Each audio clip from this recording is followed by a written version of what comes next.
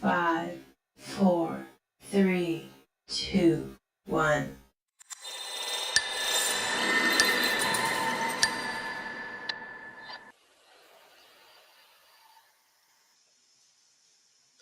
Hello, beautiful people. Happy Sunday.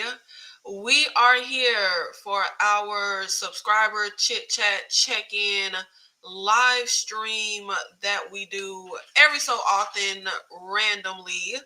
And we have a few things to get into, including what I have been watching for January. I really got into a rabbit hole in January that really just, I was like, I gotta get out of this with something I was watching. I was like, I have to get out of this. But I was able to get to some pretty good stuff. And I actually got into a ton of first time watches, which we will get into. Faith, family, and fun reviews. Thank you so much for being here in the live. Hey, Nikki, where have you been? Child, I said I was going to be on hiatus for all of January. I was going to take my break for January. As you guys know, it's just accumulation of things. But as you guys know, I'm working on my short film. I just wanted to take a break from YouTube. I just needed to step away, and it was glorious. But I ended up, well, obviously, we're still in January, and I'm here because Tyra of Struggle Reviews TV asked me to do something with her. So I was like, you know what? I guess I'll just cut my hiatus short. You know what I mean? I was like, I guess I will cut my hiatus short. I guess I will be back a little earlier, a little sooner than I had planned. But I mean, we just have a few days left of January. So I pretty much kind of got my full January hiatus. But yeah, I was asked to do something. So I said, you know what? Since I said yes to that, I might as well just go ahead and I guess I will get back into the swing of things. Got changed. Thank you so much for being here in the live. Shout out to you. So one thing that I am not really into that I've said, and I might have to stop saying I'm not into it because I have started to kind of get into it. I'm not really a superhero comic book fan, but I've hopped on the train a little late, right? Like I've started to kind of dabble into watching some of the movies, and the one movie that I'm kind of like they sucking me in. I was watching something on, I think it was Peacock or something, and the preview came up. And y'all know I haven't watched the trailer in years, but if it's a trailer for something I don't care about, I just be like, whatever. I'll just because I don't care about the movie, so I don't care about seeing the trailer. But I saw this trailer and I was like, wait a minute, do I care about this movie? I saw the trailer for the new movie Captain America Brave New World. And I was like, damn, this trailer look good. But I was kind of like, why is Harrison Ford here? Why is Esposito here? And I'm saying, why are they here? Because I'm like, ain't y'all better than this? But also, I don't know what I done missed. So the only one of these Avengers movies I've seen, I saw Captain America First Avenger. I honestly don't remember the movie, except I know I really didn't like it. And I saw Captain America Winter Soldier, which I love. I've seen that movie probably like 10 times. Like that movie is amazing, okay? And I saw the Avengers movie with the Russian twins, and I really can't barely remember that movie either. I just know it was some Russian twins, and they like do something with their hands or something. I don't know, some child. And then I saw one of like the final Avengers movies, like one of the very last ones, but I really can't remember it either. But I'm saying that to say, why is Sam Wilson, aka Falcon, why is he Captain America? I saw the preview and I was like, what did I miss? Like, what's going on? Where's Steve Rogers? I ain't even mad because honestly, I don't really like Steve Rogers. I don't really care for Captain America. I'm not the biggest fan of Captain America. Out of all the Avengers, he's probably my least favorite. I feel like he's boring. He's good at two shoes. I just don't care about him. So I'm fine with us having a new Captain America. I'm just trying to figure out what happened. Where is he? I don't know. I don't know what's going on. That kind of threw me for a loop. But I am kind of like, okay, I think I might want to see this. And I feel like I want to get back into watching the superhero movies because I started and then I kind of got out of it, and I watched them out of order, which is probably why I kind of don't, and I really don't remember them. So I feel like I want to watch them and really sit down, watch them in order. I need to see but it's just so many of them. I need to see all the Avengers movies, but then I need to also see the spinoffs. I need to see the Iron Man movies. I've never seen those. Who else got a movie? They all got their own little movies. I can't think of everybody right now, but I need to like sit down, watch the movies, and like really take them in because the only one I really cared for was Winter Soldier, but I feel like that's not really a fair assessment. I need to like sit down and watch them, do my first time watches and my rewatches of the few that I have seen to see like how I feel, watch them all together. And because I was watching them so out of whack and I was just like, what the hell? What's happening? Like, but it's so confusing, but I'm gonna have to look it up. But I think X-Men is Marvel. Is X-Men Marvel or is X-Men DC? Because I did sit down and binge all the X-Men movies, pretty much all of them, and I saw them in order. But I think I only saw one of the Wolverine spinoff movies. I think he has 3 spinoff movies. I only saw one. And I didn't see, I think it was like Dark Phoenix and New Mutants. I didn't see those. I think that's the only ones left in the X-Men conglomerate that I didn't get to. But it's just so many of them, child. It's just so hard. Like, and I'm like, why am I jumping on the bandwagon so late? Because it's too many of the movies. But I do want to like sit down, and it's so many first time watches that I want to get to. I want to get to the superhero movies. I want to finally watch the Lord of the Ring movies. I've never seen those. I want to finally watch the Harry Potter movies. It's so many like stuff that I never cared to see that I want to get around. You know. Oh no, what's wrong with the audio? Hold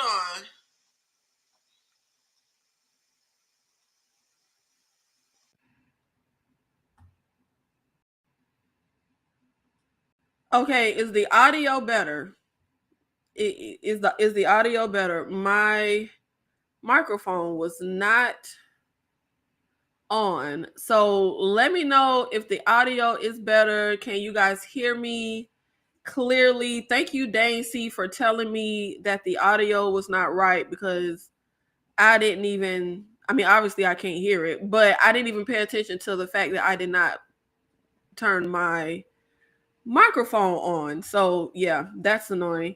But look, I've been on a break. I'm just not getting back into this. And usually I have my little checklist of things and I just completely spaced on making sure my microphone was on. So if you are here, please let me know if the audio is better. And shout out to Dane C, because ain't nobody else say nothing. I guess I was just gonna let me just sit here and sound crazy. But thank you, Dane, for actually saying something. Okay, thank you. Yes, the audio is okay. I didn't have my microphone is plugged in, but I didn't actually turn it on. So you were probably hearing me talk through the webcam, which that is awful. The Marvel superhero order, Spider-Man 1, 2, 3, Tobey Maguire. Dang, I gotta go back. See, I didn't even realize that was part of I thought I had to start from Iron Man. I thought that was the first one. I thought I had to start from the Iron Man movies. Spider-Man 1, 2, 3, Tobey Maguire, Iron Man 1, Thor, oh Jesus Christ. This is okay. I saw Black Panther. Okay, I saw Black Panther. It's too many movies. But see, I can't jump around like that. I'm gonna watch like all the Iron Man movies together, and then all the Thor movies, and then all the Cap. Like I'd rather see it like that. I don't want to jump. I'd rather see it like that. But speaking of, let's go ahead and we are going to get into everything that I watched in January. A lot of first time watches. We're going to start with my first time watches in January. I saw the Damned, if I can talk. I saw The Damned, which is the only 2025 release that I have watched. The Damned it's like a period piece movie about these fishermen that are on this like secluded island. It's a horror, and they end up, while they're out here, there's a ship that like crashes, and instead of helping the people, they just let them die because they're pretty much like, we're struggling, we don't have enough food to feed ourselves. But in letting those people die, they end up having like consequences that befall them, and everybody like starts to die one by one.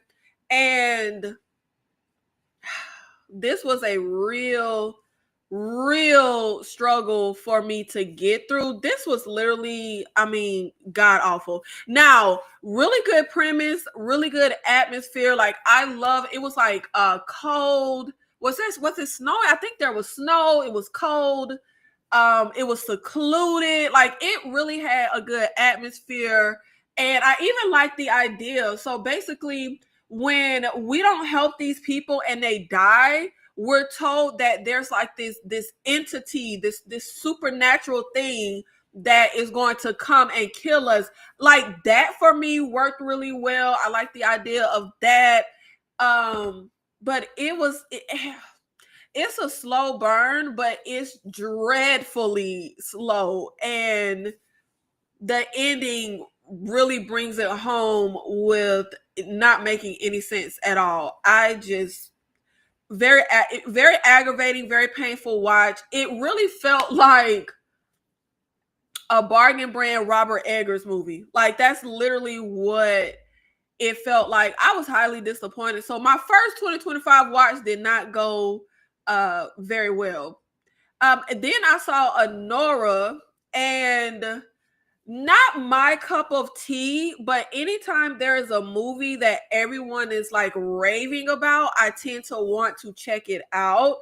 And y'all had me fooled, okay? Because I thought the people were saying this was like a love story. Like, you have this sex worker who ends up with this rich man and he falls in love with her. I guess like a Pretty Woman type of story. I've never seen Pretty Woman, but obviously everyone knows that movie. Julia Roberts plays a sex worker, and was it Richard Gere in that movie? I think it was it Richard Gere? Falls in love with her, whatever. That's what I thought this was. No, baby, that's not what this is. This is not a love story. This is a love story go wrong. It was okay. I wasn't the biggest fan, but again, it's not my ministry. It's not my cup of tea. I really like Mikey Madison. I think that's her name, who plays Anora. I really loved her in Scream 5. That was the first time I saw her. She's a sex worker. She ends up with this young guy. I think she's 25, he's 21. And he like pays for her to, hang out with him, have sex, whatever. Then he pays her to hang out for the week, go to Vegas. Now, during the Vegas trip, when he pays her to be his girlfriend for the week, he ends up proposing to her. And I was sitting here like, now there has been, nothing has happened, nothing has transpired for me to be like, oh, they in love. I was like, baby, how he, like, literally, like, nothing happened to, in their interact, like, they're partying, they're having fun, whatever, but nothing happened to make it seem like they fell in love or nothing like that. So off the strength of that, I knew this was something that was going to like go wrong. But it turns out he's super rich, and his parents, he's trying to rebel against his parents, but he never cared about her. He didn't love her. He only did all of this to like spite his parents. So she ends up brokenhearted. And I did like her character, like the attitude she had. But when it came to the family coming and being rich and getting in her face, I wish she kind of would have had more attitude for like that mom and stuff like that, because I couldn't stand her. But I mean, it was fine. I get why people loved it, but again, it wasn't my cup of tea. Very well made movie. good characters. Like it was enjoyable for what it was, but just not my thing for me personally. And then I watched the Joker, and of course, January I kind of got in some of my 2024 watches that I didn't care about. So I saw the new Joker movie. I didn't hate this, honestly. I didn't hate it. Actually, when the movie started, I was like, you know what? I'm into this. Like, okay. But it quickly went downhill. I hate to jump on the bandwagon with everybody else, but I hate the musical aspect. First of all, I'm just not a musical girly. I do not like musicals. It is only one musical ever in the history of the world that I like, and that is Brandy's Cinderella. If it ain't Brandy's Cinderella, throw it away. I don't even want it. I cannot stand it. And the musical aspect in this movie for me was such a terrible idea, because I would actually be into certain scenes and then they would start singing and it would just take me out of it. And I also didn't like the fact that with this sequel, basically we have Joker on trial for the events in the first movie. So that makes the sequel just a bunch of retreading of the events from the first movie. Yeah, all of that really brought it downhill. But this is my no. I was finna say this is my first time seeing Lady Gaga act, but no, I saw her in one of those seasons of American Horror Story, but I haven't seen her act in anything since then. But I thought Lady Gaga was good. I liked her character. Still like Joker, but also in the aspects of the stuff I didn't like, I also didn't like how it felt like the character of Joker kind of regressed. And what was his name? Because he wasn't Joker. What was his name in this movie? Arthur Fleck. It felt like Arthur Fleck in the first movie, he evolves. Like he's this like downtrodden, nobody kind of person, but then he ends up becoming powerful and this figure and kind of stepping into his own. Well, in this one, I felt like they regressed him. Like he felt very the way the guards treated him, the way he let people treat him, I just felt like, wait a minute, what happened to all that progress he made in the last movie and coming into his own? Like, yeah, he may be crazy, but he came into his own and was like becoming more powerful. It felt like in this sequel, it's like he lost all his power. I don't know, I didn't like that. So there was some good stuff here. There was just some really bad creative decisions made in my humble opinion. Getting into my jumping on the bandwagon with the superheroes. Okay, getting into my bag with that, because pretty soon I'm gonna have to stop saying that I'm not a comic book superhero person, because I'm about to get through these movies. I saw Guardians of the Galaxy for the first time, and I actually enjoyed this movie. I enjoyed this. It was better than I thought it would be. Not perfect by any means. There one big issue that I had with this movie. Well, we have the character of Rocket, right? And there is a moment, and this is going to be spoilers. Okay, so if you're like me and you have not seen these movies yet, I don't know what to tell you. I'm about to spoil them all. Okay. But these Marvel movies are old. Like, I'm pretty sure I'm the only person who probably is late to the party. So I'm sure the spoilers shouldn't be a thing for anybody. And I think Guardians of the Galaxy is like what 2014 or something like that. Yeah, it's pretty old. But there is a scene where we have Rocket attacking Drax. They get drunk and he goes to attack the character of Drax. And in this moment, Rocket is upset at the names they call him, and he's like, he didn't ask to be created. He didn't ask to be torn apart over and over again. Like, it felt really sad, and it felt like an insight into the character, but it felt like they brushed over that moment. Like, it was just over really quickly, and I was like, wait a minute, there's something here. Why are we brushing over that? I also felt like, and I get it, it's not a knock to the movie. Again, the superhero stuff isn't my thing. I'm just not like getting into them. So some of my little critiques, I get what these movies are, just my personal taste. There were too many jokes for me, and not all the humor worked. Also, I feel like the movie dragged on way too long. By the time we got to the third act, I couldn't even remember why Ronan wanted to destroy that planet, Xander. I was like, wait a minute, why he wanted to destroy this planet? Like, I couldn't even remember like the central plot. Like, wait a minute, why he doing this? I feel like the opening of the movie was way too melodramatic for me, but again, that's just my personal taste. I am not a fan of movies opening really melodramatic because, baby, I don't even know the characters yet. Like, why are we here? The movie opens with what was that guy named? Peter? Yeah, Peter as a child. His mom is in a hospital dying of cancer. She dies, and he's like yelling, no. Good acting from that little kid, but I was like, okay, this is real melodramatic, and I don't even know this kid. Like, I don't know. For me, when for a movie to be melodramatic, I gotta at least know the players, know the stakes. Like, I gotta kind of be invested. Otherwise, it's just kind of comical and feel like a soap opera. Like, I don't. That's just me, though.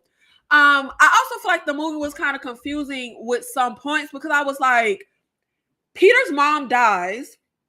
He runs outside the hospital and he get abducted by aliens or something. I was like, wait a minute. Why did he get abducted? But there was a moment at the very end of the movie where Yondo is talking to another guy and they're like, good thing we didn't deliver Peter to his dad like we were hired to do. And I'm like, wait a minute. Again, like the moment with Rocket, and I feel like they brushed over it. It kind of felt like we brushed over this. We just kind of threw it in. I was like, wait a minute. So they didn't just randomly abduct him like but it's like a fleeting moment. So I was still confused. Like, wait a minute, why did y'all just drop that little tidbit? Like, what is it? And there's also a moment when they talk about Peter's lineage that like only his mom was human. And again, I was just like, it kind of felt like they were giving us pieces of something. But again, this is just the first movie. Presumably, they're going to fill in all of these holes. I don't know in the sequels, but I don't like stuff like that. Fill those holes in now because that it just felt like a bunch of holes in the story. But I will also say Peter is probably my least favorite. Rocket, Drax, and Groot were my favorite characters. Like, I loved probably Rocket and Groot at the very top, then Drax. But when we had the moment when we tried to defeat the main villain, what was his name? I can't think, but the main villain who had the stone and wanted to destroy Xander. Well, we're trying to defeat him, and the ship is about to crash, and Groot like surrounds everybody, and Rocket is like, "No, you'll die." And he goes to say, "We are Groot." Y'all ain't have to make me cry like that. Y'all ain't have to make me cry. I cried. I did. I dropped the thug tear. And I was finna be mad because I was like, why would they kill off? Like, to me, I don't know the masses' opinion on this movie, but I'm like, to me, why would y'all kill off like the most likable character? But Rocket picked up a little twig and had it in a little potted plant. So it looked like little baby Groot is growing back. And I don't know if it's the same Groot or if it's going to be, I don't know. But I was happy that at the very end, he was like in the potted plant dancing. So I was like, okay, so he'll be, in the next movie. But, oh yeah, with me feeling like it was too many jokes, too much, of the humor didn't work. Now, some of the jokes did work. Some of the humor landed. I actually laughed out loud at quite a bit of the jokes. I really liked the, when we're trying to defeat the guy at the very end and Peter starts dancing and he's like, what are you doing? Dance off, bro. That was funny. I liked when, what was her name? Who did Zoe Saldana play? I can't remember the character's name, but Zoe Saldana character is like, we're Kevin Bacon. That was funny. The whole, they got my dick message. That was funny. But to me, the bulk of the jokes did not land. The bulk of the humor did not work for me, but there was some good humorous moments. But this is a superhero movie. So, the ish gets cheesy and it gets corny when we are at the end and Peter goes to grab the stone and Zoe Saldana is like, take my hand, Peter. And it flashes to his mom saying, take my hand. And then all of them drags, everybody take hand. That was so cheesy and so corny. But it's a superhero movie. So I'm going to forgive it for that because, that's the formula. Okay. So I forgive them. I forgive them for that. But I actually really enjoyed Guardians of the Galaxy a lot more than I thought I would. Honestly, though, I'm not in a hurry to see the sequels. It didn't like pull me in while I'm like, oh, I gotta. When I went to watch, to binge all of the X-Men movies, I was so into those movies. Like, I couldn't wait to. I think I stayed up till like 4:00 in the morning binging those X-Men movies. Couldn't wait to see the next one. I didn't get that feeling with Guardians of the Galaxy. I moved on and I just, saw something else. And I was trying to find some other Marvel movies to watch once I finished this, but I had said I wanted to see them in order. But apparently, I don't even know how that's going to happen because I didn't jump. I'm at Guardians. I don't even know where they come in at. I just went and saw this one, so I'm already watching them out of order. London Has Fallen. This made me want to do a video on the best trilogies because the Has Fallen trilogy, it's a good trilogy. Okay, first we have, what was it? Olympus Has Fallen, which I've seen. Then this one I saw for the first time, London Has Fallen. And then another one that I need to see, we have, what is the last one? Angel Has Fallen. I still need to see that one. But London Has Fallen is the sequel to Olympus Has Fallen, where we have Gerard Butler, who is working for what is they called? The Secret Service, who protect the president. And in this one, they're over in London for this funeral, which is all just like a setup because this group wants the president. And this movie is, look, propaganda at its finest.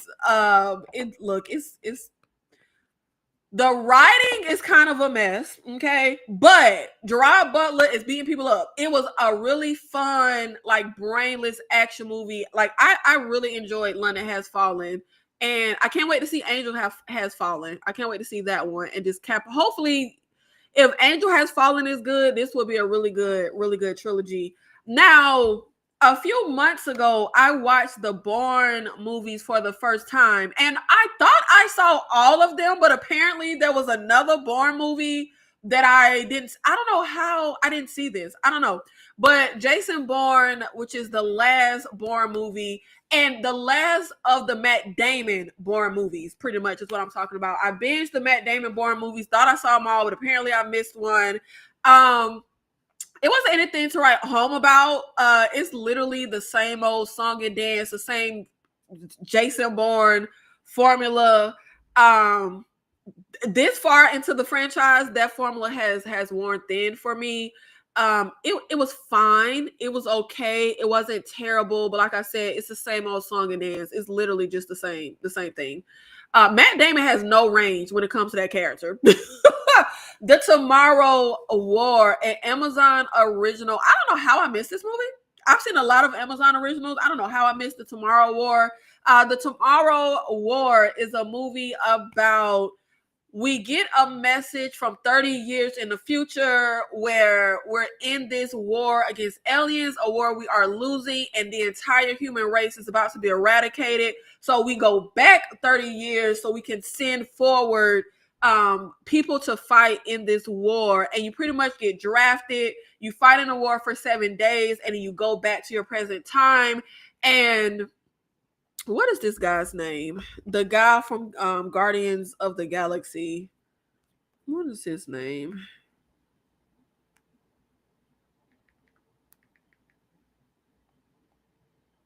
Chris Pratt. Chris Pratt character is drafted. He has a little girl and a wife he leaves behind. He goes into the future, and his daughter is there in the future. She's like a colonel, commander, I don't know, some child high ranking in the military. And she's also a scientist. And the story gets real nonsensical, okay? Like very, like blatantly. But the aliens were really cool.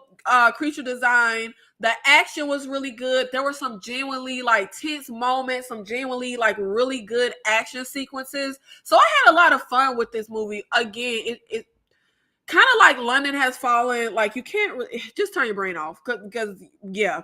But the action for me was really good. So I had a lot of fun with that. First Blood. This was another one of my first time watches. This is Rambo's first movie, and this was really surprising. This was actually because I saw some of the other Rambo movies, but I've never seen this first one. Or if I saw it, I must have been like a really young kid and can't remember it. But First Blood was actually really dark and gritty and had like a heart to it. Like I was not expecting First Blood to have the depth that it had, especially the way it ends. So if you're not familiar, First Blood follows Sylvester Stallone as John Rambo, war hero. He's in this small town looking for a friend who's in the military with. Kind of find out that friend was dead. He's just walking down a damn street. And the sheriff kicks him out of the town, but Rambo walks right back into the town, and they pretty much just accost him, abuse him, arrest him, and he starts getting these PTSD flashbacks, and he attacks the cops. So that's basically the whole movie. He's hiding out in the woods. They're trying to kill him. And I was just really, really, really very pleasantly surprised at how gritty of a like dramatic action movie this was. This was really, really good. This is probably my favorite of all of this Rambo franchise. And I wish they would have kept like this tone throughout the entire franchise. Tomorrow War was good. There's supposed to be a sequel. Yeah, it was good. It was good. It was just some nonsensical stuff that ain't made no sense with the plot. And I was just, and it was so blatant. But yeah, I had a lot of fun with the Tomorrow War. I really enjoyed that. I thought it was good. Illuminated Pro, thank you so much for being here in the live. Your Joker 2 was awful. And I hate to have to say it was awful. Because I went into Joker 2 expecting to go against the grain. Like, of course, all I heard was people hated it. And I was like, man, typically when I hear that people hate a movie, usually I watch it and I'm like, what is going on? This is not as bad as people made it out to be. Yeah, it was as bad as we made it out to be. And it just got worse as the movie went on. I have never seen Sweeney Todd, Demon Barber. I'm really not a Johnny Depp fan, and it's just not my cup of tea. I just watched a movie called Subservient. It's a horror movie about Yeah, with Megan Fox. I saw that last year. This is an example of movies that people trash and say it's like the worst thing in existence, and then I watch it. I'm like, that didn't suck. I feel like I like Subservient for what it was. And I feel like Megan Fox did really well playing an android.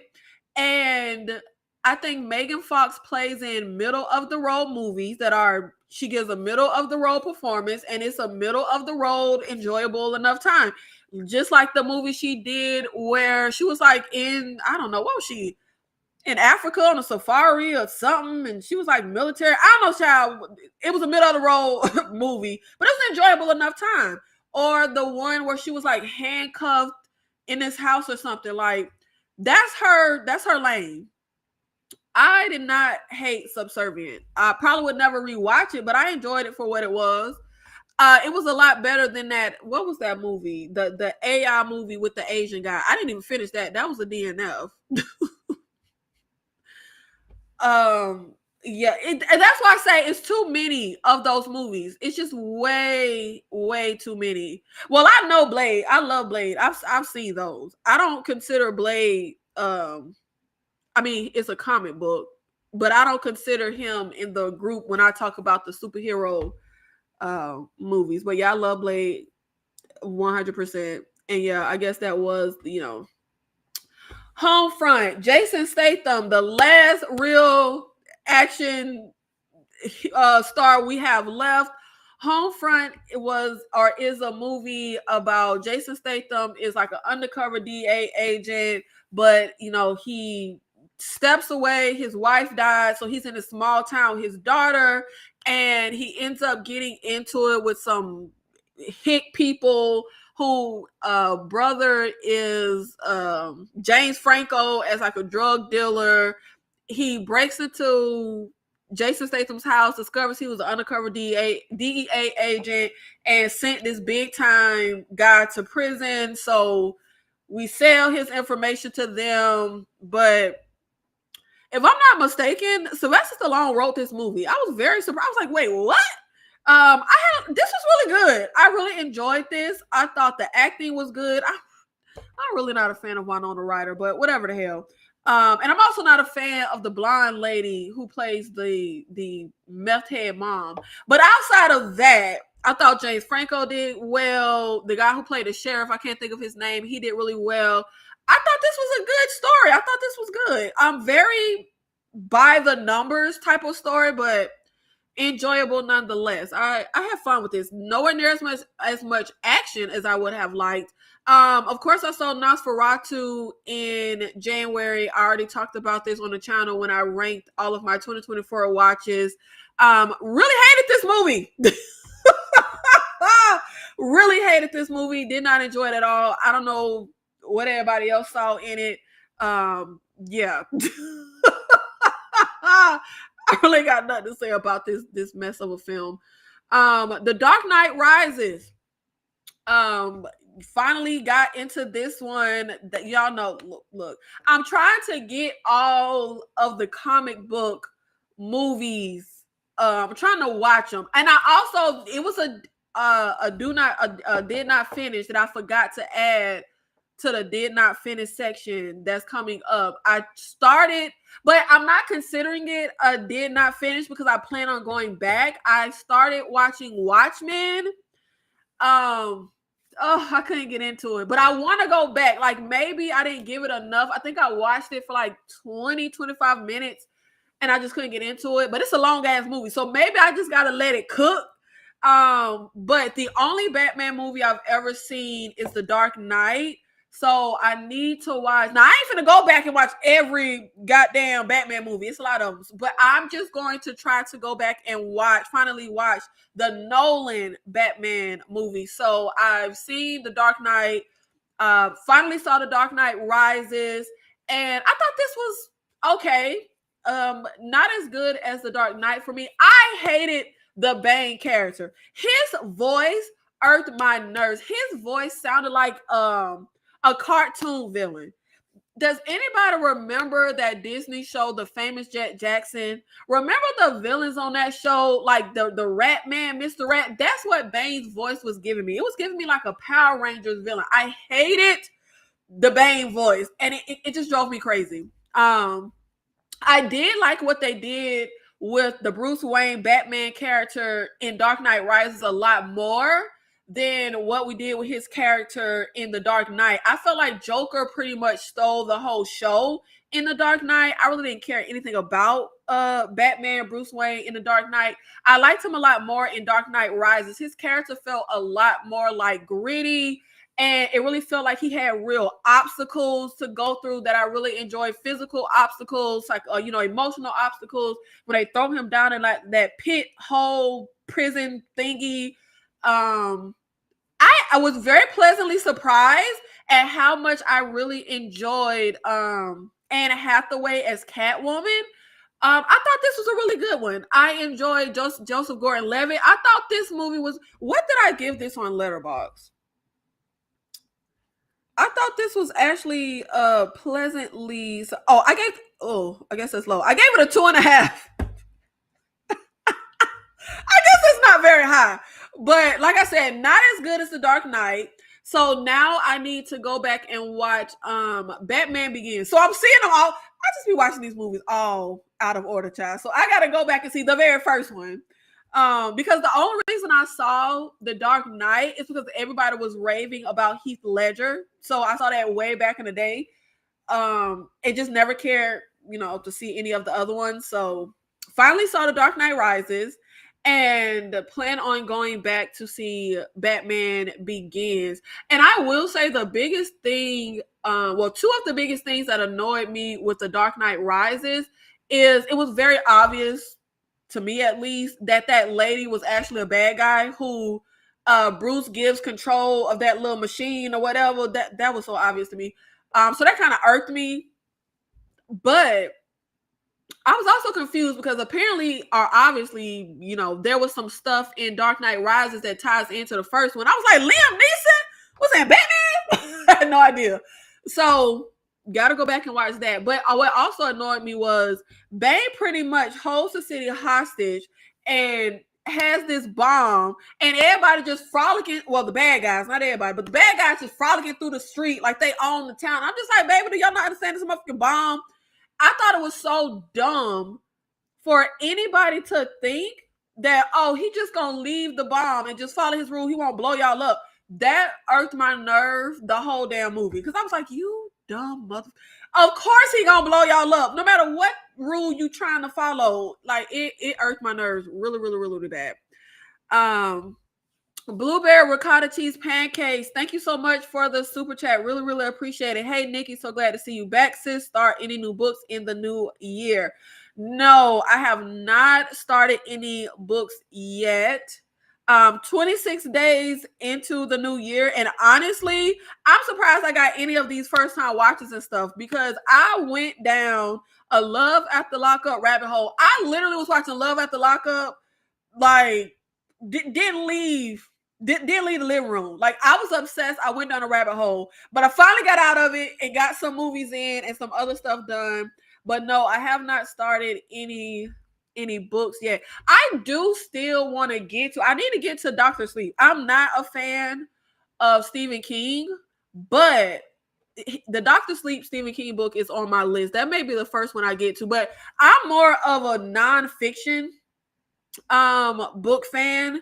So I do have some books that I really want to get to in the new year that I have on my list now. I really, really want to read. There's a book called Bowling Alone by Robert D. Putnam that I really want to get to, like, ASAP. There's a book by Randall Kennedy called For Discrimination, Race, Affirmative Action, and the Law that I really want to get to. Those are the two that I'm really itching to get to in this new year.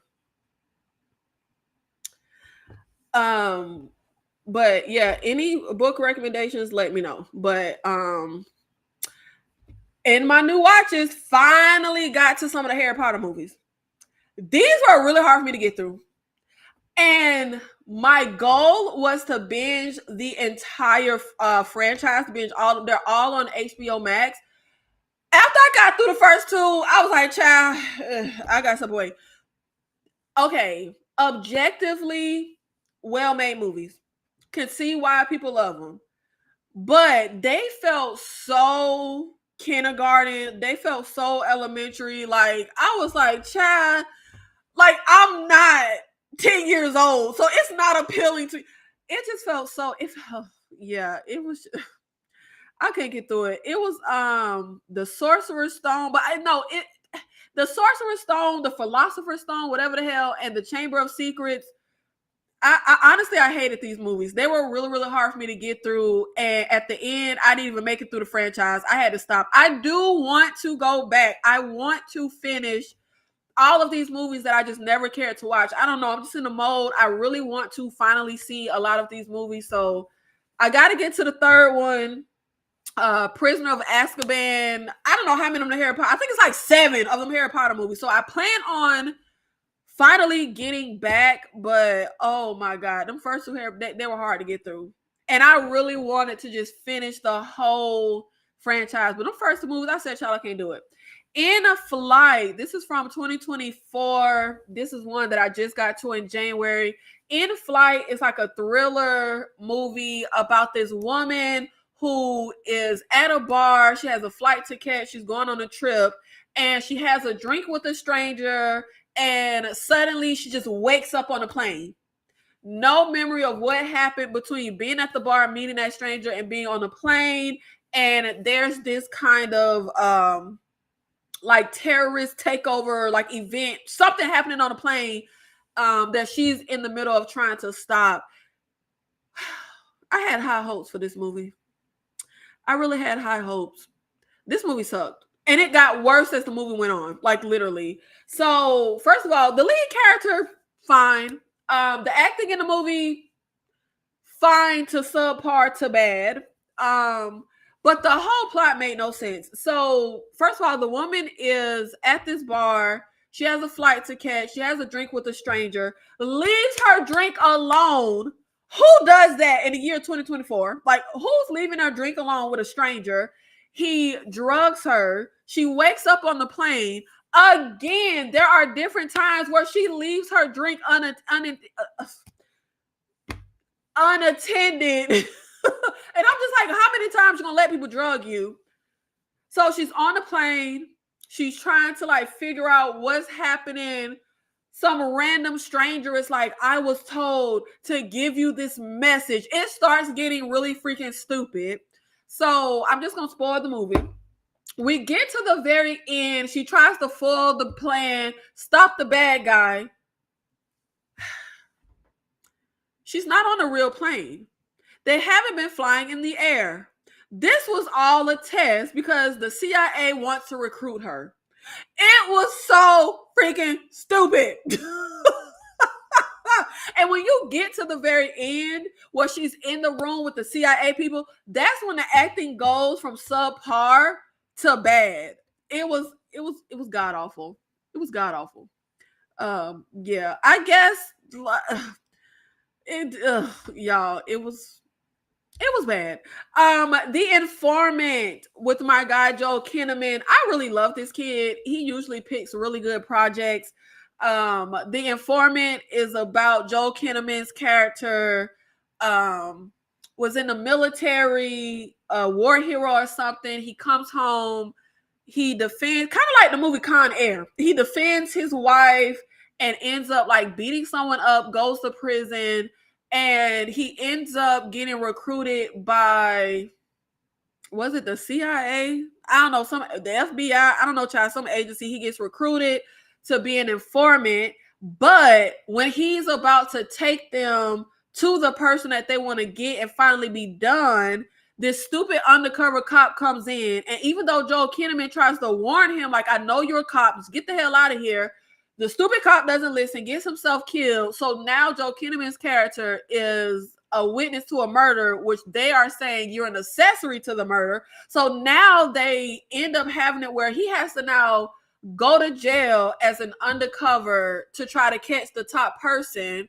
And we have Common. Oh God, I don't know why they cast him in movies. Common doing his stiff acting and doing the only thing he know how to do, which is play somebody angry. But this was actually really good. I actually enjoyed this. Not action. It's pretty much just storyline driven type of character driven type of story. Really not any action going on, but I really, really enjoyed this. And the way the authorities just will use you and then just throw you away, because once Common is on the case, because the cop that got killed was like his friend, and he's able to tie it back to like the CIA, FBI, whatever the hell, and Joel Kinnaman. So that's when they're like, oh, we don't just leave him in prison, let him die. Because the second he snitches, he's supposed to give the warden this code, because the warden knows that he's undercover and he's supposed to pull him out, because the second he snitches, the people are going to kill him.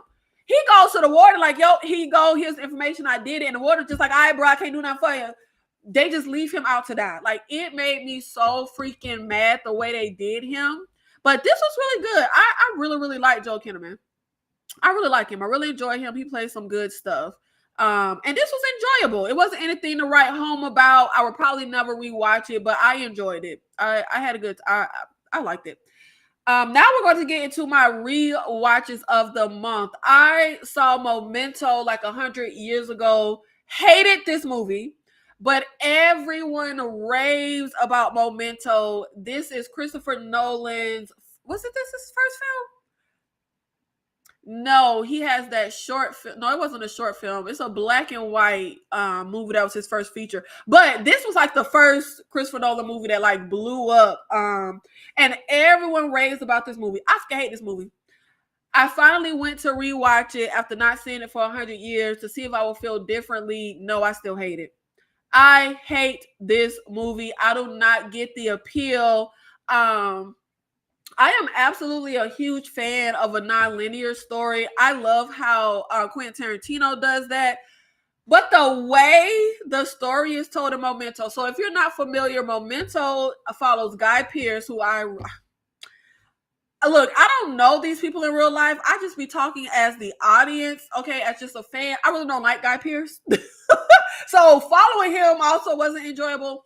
And with that ugly peroxide blonde hair. But Guy Pearce has this condition where he can't make new memories. He knows who he is, but his wife was killed, and in the attack, he was hurt. And after he got hurt, it's like a brain injury. Now he can no longer make new memories. And he's trying to solve the case of his wife, right? And first of all, for me, narratively, the movie is just aggravating. For me personally. The biggest thing I can give the movie is I do like how it ends. I do like the twist at the end. So we have the guy, what was this? What was his name? Let me look. It's the guy from Bad Boys who plays their captain. What is his name? Teddy. So he has all of these notes, tattoos on him, pictures, Polaroids, so he knows who people are, because the second he goes to sleep, he will not remember anything that happened. Remember, he can't make new memories. Oh, and it's not even just if he goes to sleep. If he has a conversation with you for too long, he won't remember. Like, it's very, very, very short memory. So Teddy is a friend that is helping him. He's trying to solve the murder of his wife. Carrie Ann Moss is also a woman that's supposed to be helping him because he lost someone. And I do like how once we get to the very end of the movie, the twist is he's already solved the crime. He's already found the man who killed his wife. Teddy is actually a cop, and Teddy uses this to his advantage to be like, oh, this is the person that killed your wife, because he kills his wife, the person, but he can't remember. So the way the movie ends, that twist at the end, I like how that was done. I like how that plays out. And I even like how it's a tie-in to earlier in the movie. Carrie Ann Moss' character says to him, well, if you kill him, how would you even know? So I like how the movie drops that. And then at the end, we find out, oh, he did kill the guy. But I can hate this movie. It's just, I think I might have gave this like 1 star or a half star when I put it on Letterboxd. Yeah, it was some real low. This was just such a frustrating watch in my humble opinion. Yeah, I gave it 1.5 stars. I like the twist at the end, but this movie is just aggravating. 1000%. 1000%. I don't get the hype, like, at all. No shit where form. Rewatch Pearl. This is just not my movies. I really didn't like X. I didn't like Maxine. When I saw Pearl the first time, I liked it fine enough. I thought it was better than X, but this time around, I really hated this movie. I like the Pearl character. I like seeing an unhinged woman. There was some good moments. But overall, it wasn't enough of action going on for me. It was just too much of a character study for my liking. I wanted more going on. The Northman, I watched this again. I did a few rewatches of movies that I didn't like, because sometimes if I don't like a movie, I can come back later, years later, and rewatch it and actually like it. The Cabin in the Woods is an example. I saw The Cabin in the Woods in theaters, and I hated that movie. But years later on rewatch, love that movie. But yeah, my opinion did not change. I still don't like the Northman. Nope. Still don't like the Northman. The Northman is a revenge tale, and I love a good revenge tale. Who doesn't like a revenge tale? I love a good revenge tale. We have the Skarsgård brother, and which one is he? I don't know. The Skarsgård brother. I can't think of his first name. Who is the actor that I like? Bill and Daddy Skarsgård are my favorite Skarsgård actors. But the Skarsgård in the Northman, he plays in a movie that I love called Hidden. And he's fine in this movie. He did good. But I just wasn't a big fan. But the Skarsgård as a kid, Ethan Hawke is his dad, and what's that lady name? Nicole Kidman. Nicole Kidman is his mom. And Ethan Hawke, his dad, gets killed by his uncle / Ethan Hawke's brother because he wants his kingdom. And he also kidnaps and snatches up the mom to be his bride. And there's this reoccurring theme that Skarsgård says himself throughout the movie. I will avenge you, father. I will save you, mother. I will kill you, Fiona, which is the uncle's name. And I was thrown off because he's like, what was he, 10 to 12 years old? Then we time jump, and he looked like he about 35 years old. And he's just living life. And then this witch comes, and then he goes back on his revenge mission. And I was like, wait a minute, what the hell you been doing for 20 years? Why haven't you went to go look for this man and get your revenge? I don't know. It just like he was just living life. No rhyme or reason why it took the witch coming for him to go on this mission. I don't know. I didn't get why he just, I don't know.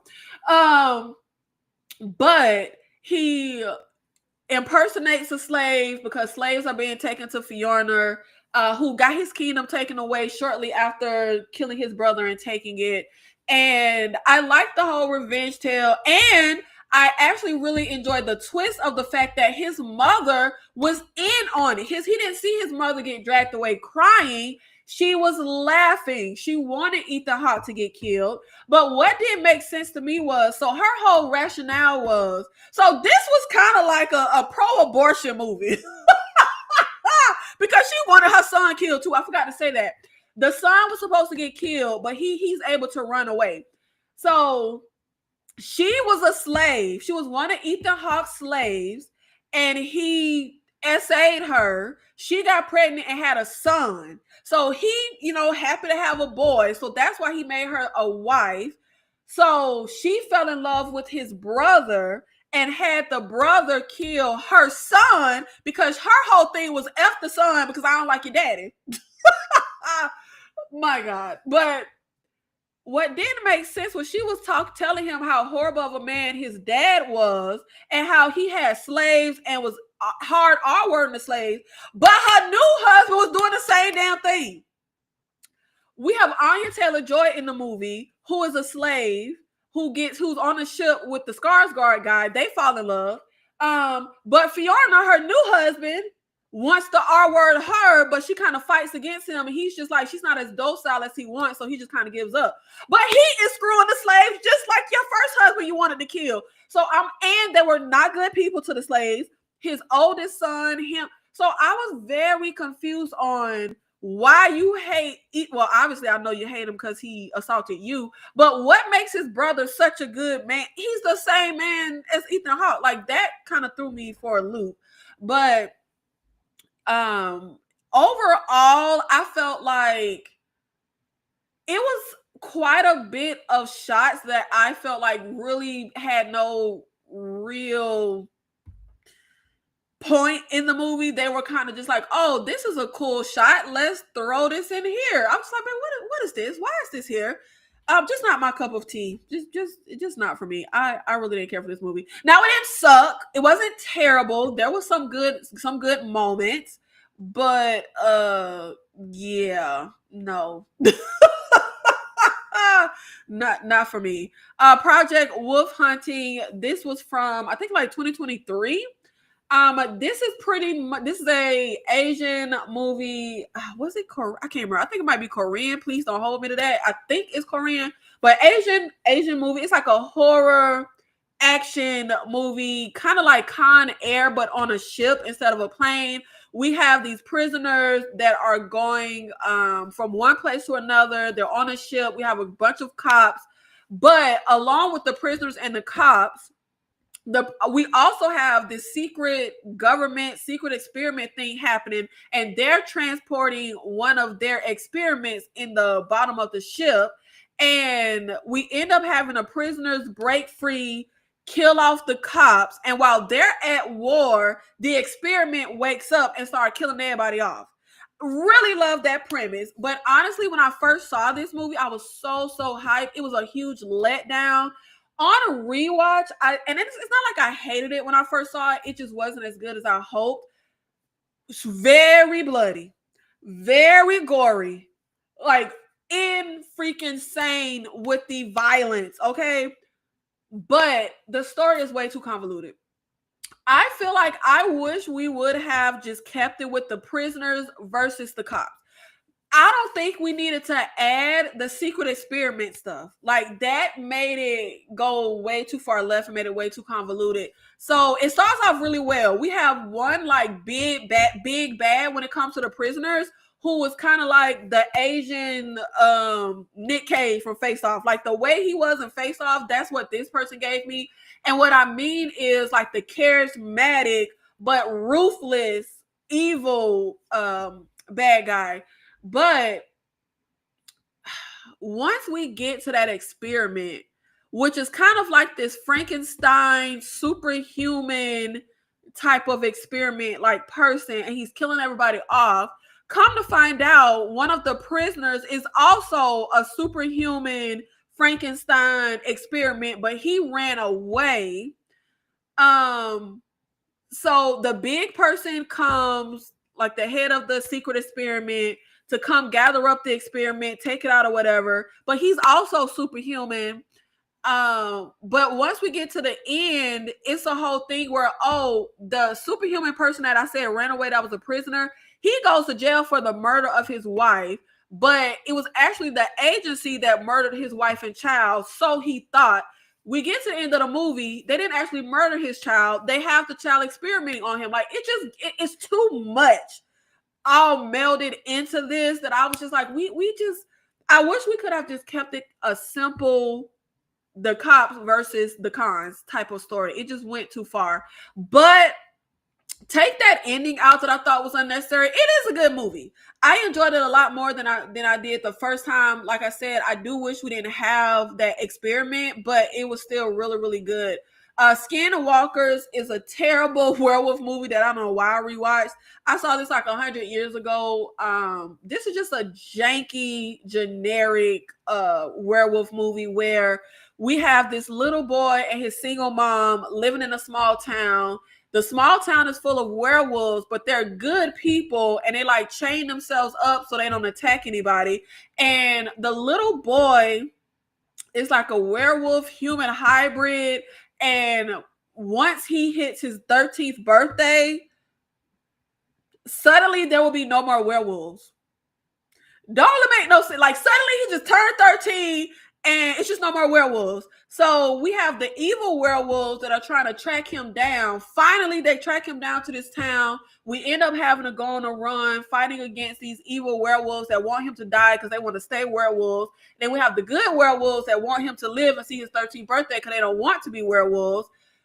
Oh my God, this movie pissed me off so bad. The lead girl is the one who was in Rise of the Lycans. Oh my God, the mom, she was so stupid. She got on my nerves. I mean, it's just like a janky, look, you could get some type of enjoyment out of this. It wasn't, it was pretty bad. It was pretty bad. I'm trying to find some redeeming stuff. It was pretty freaking bad and really, really, really stupid. Like, every decision that this lady made was goddamn stupid. I don't know why I rewatched that. Rewatch The Substance. I've talked about this ad nauseum. I just don't really need to go into that. 1917. I saw this when it came out, and I was so blown away. This was my first rewatch. I wasn't as enamored this time as the first time I watched it. I'm really not a war movie fan. It's not my cup of tea. I feel like the only war movie, first of all, I really don't watch them. But the only ones that I've seen that I really like is Lone Survivor and 1917. That's all that's really coming to mind right now. Still a really good movie, still really epic, visually stunning. I love the entire story where it's based on a true story of like these British soldiers fighting Nazis. I think they were fighting Nazis. Were they fighting Nazis? And two British soldiers have to cross enemy territory on foot to go deliver a message to another group of soldiers because they're about to walk into an ambush. And one of the people tasked, his brother is one of the people that's going to be ambushed. Really love the story. Epic movie. Very, very well shot. I don't know. I just wasn't as enamored this time. I feel like when I first saw this, I was just so in awe and blown away. And I just really didn't have that this time. I don't know. I don't know why I didn't. But I still liked it. Still great. Still good movie. Just wasn't as enamored. Morgan, I forgot all about this movie. I saw this 100 years ago when it came out. Morgan, I want to say this is the first time that I saw Anya Taylor-Joy. I feel like it was this and Split around the same time that really popped off her career. And I always talk a lot of trash about Anya Taylor-Joy because I feel like they put her in everything. And she don't need to be there. But there are some movies, okay, that Anya Taylor-Joy has played in that I actually like her in. I actually liked her in The Northman. I liked her in The Witch. I didn't care for The Menu, but I liked her in there. And I liked her in Split. So there's some stuff that I like her in. I just hate the fact that they don't always call Anya Taylor-Joy, and they don't always need to call her. They did not need to call her for Furiosa. Like, sometimes we don't need to call this girl. But I really liked her in Morgan. Morgan is a movie about this like genetically created girl, Morgan, played by Anya Taylor-Joy. She's living secluded with like these scientists and stuff. And she ends up, she's only like 2 years old technically, but she looks like, she grows rapidly. And she like rips one of the scientists' eyes out because she gets mad. So the company sends someone there to assess the whole situation, and things go awry because the scientists end up fighting against the lady because they have grown up with Morgan since she was a child. They've been secluded with her, so they have like this love for her. But baby, Morgan is like, baby, I'm about to just kill everybody. Really like this movie. It's not anything to write home about, but it was good. I enjoyed it. I had a lot of fun with this movie. Really good action. Like I said, I really like Anya Taylor-Joy. And now when I say really good action, it's not like an action-packed movie, but there are moments where Morgan is like fighting against the lead girl that's sent here to evaluate everything. That was really good. So now the people were stupid, okay? The scientists, they were an example of like really dumb, smart people, but I was glad that I came across this. I forgot what app I was scrolling on. It could have been, where was I at on my TV? Was it HBO? I don't know. One of the many sites that I pay for. I'm glad I came across Morgan because I completely forgot about this movie. What about Saving Private Ryan? I've never seen Saving Private Ryan. I've never seen Red Tails. Like I said, they're just not my cup of tea. I feel like I saw 1917 with my mother, and I saw Lone Survivor with my mother. Like you will not see me seek out war movies or like, I don't know, it's just not my cup of tea. Like, I really want to see, what is that movie where they're in a war this is really old. They're in a war in a jungle, and oh boy, there's a helicopter, and he's looking up and he's like this, and he's like getting shot, and it's just like real, like he's getting shot real like dramatically. This is gonna bug me. What is this movie? What is this? Oh, this is gonna bug me. I think it's from like the 70s. Oh shoot, what is this movie?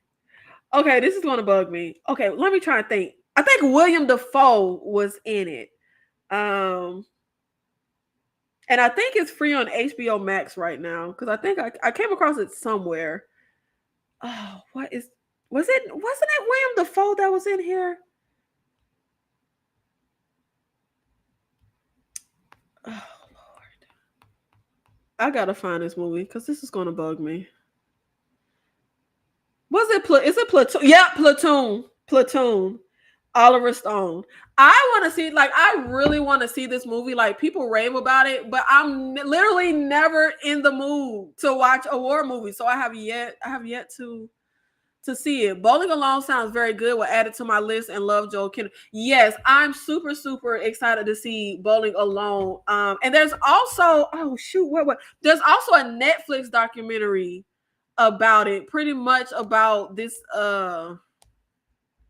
What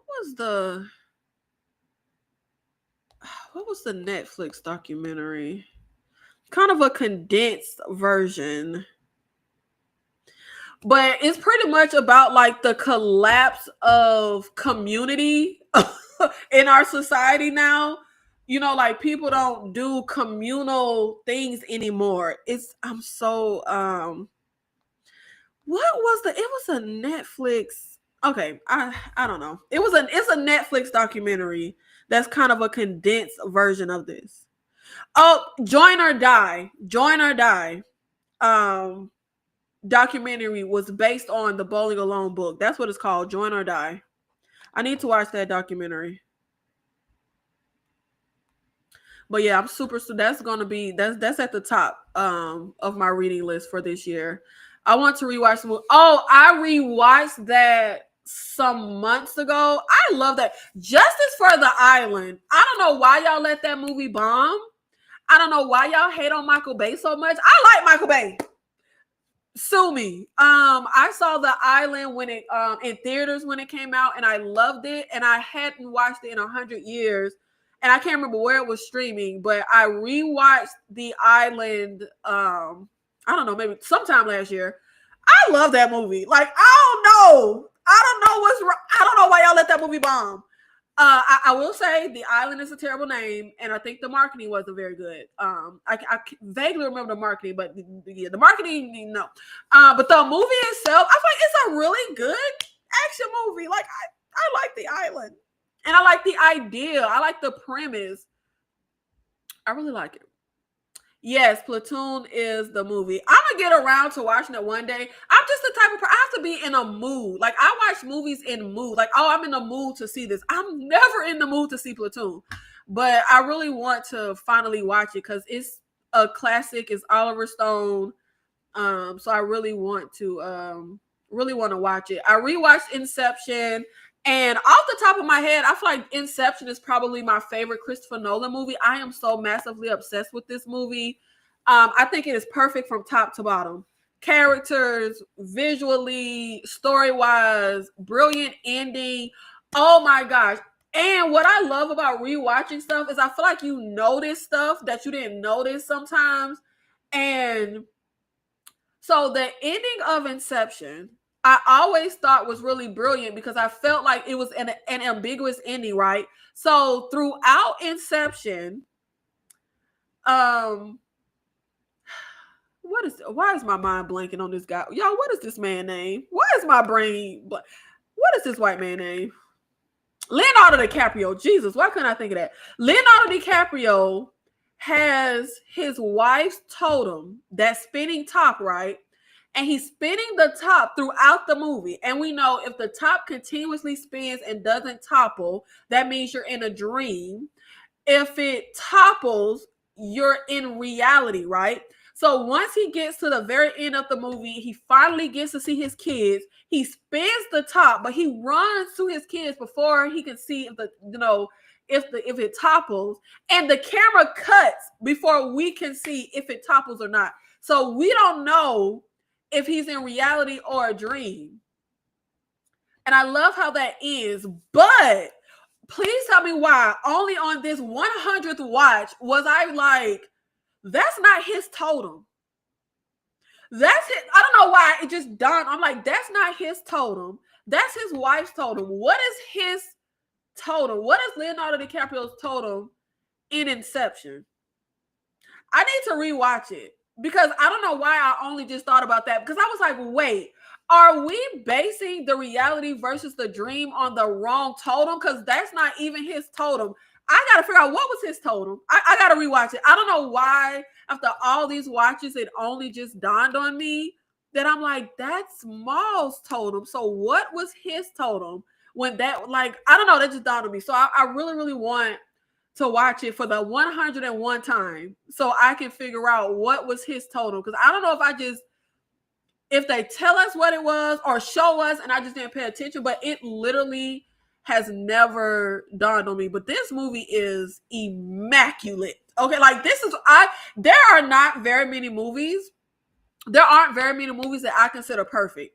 I remember now on my channel, I just rate stuff on 5 stars. 0 to 5 stars seems to be easier, more universal. But when I first started my channel some years ago, I used to rate movies on a scale of 0 to 10 because that's the way I've just always rated movies my entire life. Growing up watching movies with my mother, we would always rate movies 0 to 10. 5 was an average movie and 10 is a perfect movie. Really, nothing gets a 8, 9, or 10. Like, it might be 5 movies in my entire life. They got an 8, 9, or 10. Now, with the 5 star, I've been giving a lot of, I've been throwing out 5 shots. 5, you get 5 stars. You get 5 stars. There's really no movies that I consider perfect. I consider Inception a 10. Inception is perfect. Like, top to bottom. I am so... And I actually saw it like twice this month. I am so obsessed with Inception. Spectral, a Netflix original. I saw this when it came out years ago. This was my first rewatch. Spectral is a movie, like a sci-fi action movie, where we have this military group over in a foreign place. I can't remember where they were.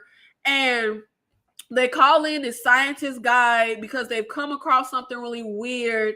And we have these spirit-like beings that are attacking us. They can go through walls and all of this stuff. Bullets, nothing hurts them. And I feel like it gets a little too sciencey in the dialogue and in the explanation for these things that they're fighting. But I love this movie. I have such a good time with this. I thought it was really good. And I vaguely remembered it when I went in for this rewatch. So it felt like a first time watch. The female character got on my nerves. It's like a lady kind of in charge when the scientist guy comes. I just don't like when characters just have an attitude for no reason. I don't know. It just really irks me. Just no rhyme or reason. But I thought this was really good. I like the ensemble characters, the little military group that we follow. I was actually really invested in them. Really didn't want nothing to happen to them. Was sad when something happened to them. I like the lead scientist guy who comes in. I thought this was really well put together where we get some really cool and really good action sequences and fighting. I thought the actual entity thingies, like I said, I think we go a little too far with it, but just the entity itself and having to fight it, I thought that was actually really good because it was really no way to fight it at first. Then we do discover like not really a weakness, but something that we can use to try to protect ourselves. And once we think we found a way to kill them, but we can't actually kill them, that was really good. Look, Netflix gonna always be hit or miss, and I do feel like this was a hit. This is one of my favorite Netflix originals. I had a lot of fun with Spectral. The Punisher. Justice for the Punisher, because why y'all let this bomb as well? I just don't get it. I do not understand. So obsessed. Of course, we know the story of the Punisher. This is the one with John Travolta and what's my white dude name? My guy from The Mist. Thomas Jane. This movie is good. Like, why did y'all let this bomb at the theaters? Why? Can anybody explain it to me? Why y'all let this bomb? Why did y'all do that? Now, I will say on this rewatch, I haven't seen it in ages. I used to love this movie. I don't love it now, but I do still like it. It's solid. It's a solid movie. I have a lot of fun with this. Not as good as I remember. A Perfect Murder. We have Michael Douglas here, where his wife is having an affair, and he goes to the man that she's having an affair with and hires him to kill her. And he ends up getting blackmailed by the guy that he hired to kill him. And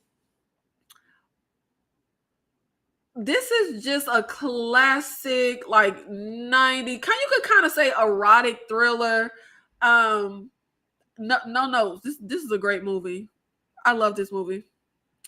Next we had The Equalizer. This has been talked about ad nauseum. I mean, it's Denzel being motherfucking Denzel Washington, kicking ass and taking names. Love this movie. Not a perfect movie, but a good movie. Now, my DNF watches, my did not finish watches from this month. Den of Thieves. This was a first time watch. I couldn't get into it. I think I watched this for maybe a good not very long. I might have watched it for about 20 minutes. I couldn't get into it. I was just like, I don't get the hype. It kind of feels like a dumbed down Heat, like on meth. It's like Heat on meth. Yeah, this didn't work for me. I always say Gerard Butler picks terrible projects, and he does. Happy Birthday to Me. Y'all know I be trying to venture into that decade that I don't care for, the 80s. I think I made about 10 minutes into this movie. This had the dumbest opening scene I have ever seen in my life. We have this like young girl, like college age girl. She gets into her car, she gets attacked, and the guy's like choking her in her car. She's able to get away. And instead of her just like running for safety, he's choking her in her car. She gets out of the car and she walks like 2 cars over and just stands there. He attacks her again. Yet again, instead of running away, she ducks a few cars over and just stays there. I was like, baby, this is so stupid. This is stupid. So I checked out. I just checked out. I couldn't do it. Now my TV series watches that I got into in January. I went to finally finish Dune Prophecy. This started so promising. I was really, really hooked on Dune Prophecy. I need to finally watch Dune Part 2. But this started to quickly go downhill for me, and it's a shame because it's such a short season, but it started getting really mundane. I was like, child, I'm really getting very, very checked out.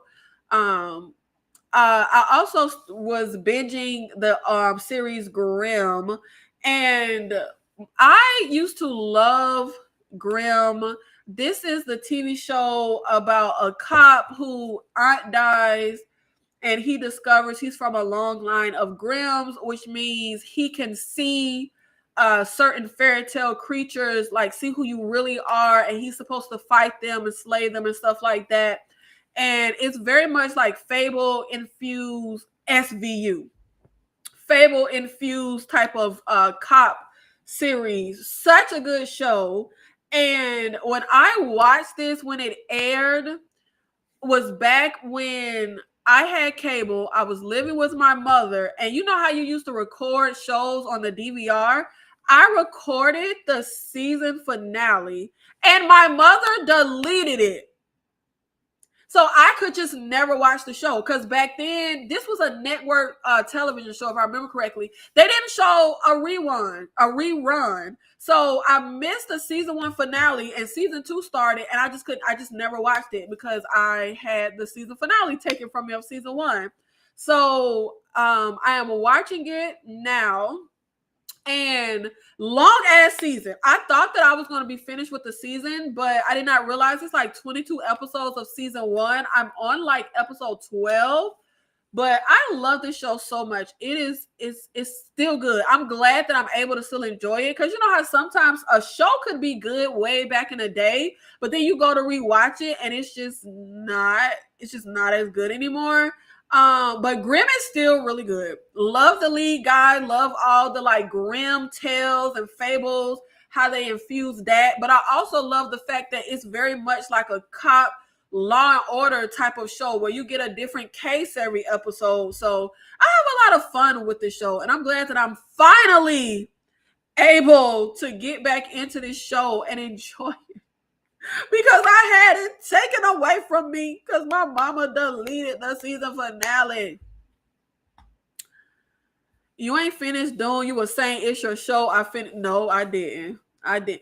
And the thing is, when I stopped watching Dune, it wasn't even because the show wasn't good. It's because, again, I be in moods. That's why I don't like covering TV shows on my channel. I prefer to cover shows when they end, because I don't necessarily be in the mood to watch a show every single solitary week or the day it like sometimes I'm just not, I don't know, stuff. My watches depend on my mood. So yes, I only was just in the mood to finish Dune, and yeah, they let me down. I have not finished Silo. I was waiting for the season to end, and I think it just ended maybe last week or the week before, so I'm going to finally binge Silo. Look, Silo is good as hell. Love season 1, but I binged if I remember correctly, I binged all of season 1. Like, I'd rather just binge it, just watch it. But that was all of my watches for January. I got to get on the ball in February, because I only had one new 2025 watch that I had in January. So I got to get on the ball in February with the new releases. But I mean, the new releases in January, I really kind of didn't care about. I didn't care to see Wolfman. I didn't care to see Presence. I do want to see Flight Risk. Though. Hopefully I can get to that maybe this coming week. But I also want to get more of my first time watches done. I do want to finish the Harry Potter franchise. And I feel like I'm kind of halfway just watching it just to say I've seen it, which is how I need to finally watch Lord of the Rings franchise again. I feel like I'm kind of just watching it to say I've seen it. Like, that's kind of how I feel. Because yeah, them first 2 Harry Potter movies was pretty terrible to try and get through. But hopefully as the kids grow up, it won't feel so elementary. And I'm hoping I can enjoy the Lord of the Rings. I'm not really like a fantasy adventure person. That's not my genre. But and I did add another first time I watched to my list, a movie called Warcraft. Was that what it's also in that fantasy adventure realm? But I watched the preview and I was like, oh, I think I want to see it. Now, when it comes to these old movies, I do watch the previews for those. I only don't watch previews for new releases. But like before I watched Guardians of the Galaxy, I watched the preview. I tend to do that when I'm watching old stuff for the first time. I always watch the preview and then I watch the movie. Typically, not all the time, but a lot of times I watch the did I watch the preview for Tomorrow? I didn't see the preview for Tomorrow War before I saw it, but I did watch the preview for Guardians of the Galaxy before I saw it. And I also want to finally watch all these superhero movies, because I've been paying for Disney Plus for years, and I literally never watch anything on Disney Plus except Beyonce's Black is King. So I'm like, I need to put that money to use and finally watch Disney Plus. And I actually went through watching a whole bunch of previews. I saw every preview for all the Iron Man movies. Like, I didn't feel like actually watching the movies, so I just watched like all the previews. I saw some of the previews for the Avengers movies. But in February, I want to finally like sit down, probably not finish everything in that universe, but hopefully maybe I'll finally watch like all the Captain America movies and all the Iron Man movies and maybe all the Avengers movies. Yeah, I'll try to get through those 3 franchises. Depending on how many movies. I think Captain America, isn't Captain America only like 3? It's First Avenger, Winter Soldier, and Civil War. And the only one of those I haven't seen is Civil War, but I also can't remember First Avenger, so I'm gonna have to rewatch that. I've never seen any of the Iron Man movies. I think it's like 4 or 5 of those. And what's the other one I said? Oh, Avengers. I don't know how many of those there are, but I know I've seen the Avengers with those Russian twins. I can't remember that movie though. And I saw one of the last Avengers movies. I think it was like a 2-parter for the very last ones. I can't remember which one I saw. I don't remember the movie, but I know I saw it. So I'll probably try to get through those. Hey, Sister Girl. Make sure y'all check out Sister Girl on film if you haven't. Yeah, it's like it's a war between like the humans and some fantasy creature thingies. Nikki, did you watch / like the Watchmen series on HBO? Never saw the movie, but the series is stellar. Yeah, the series was amazing. I never finished it though. I never finished it, but it was amazing. It was amazing. I need to add that to my watch list for February as well. I need to finish that series.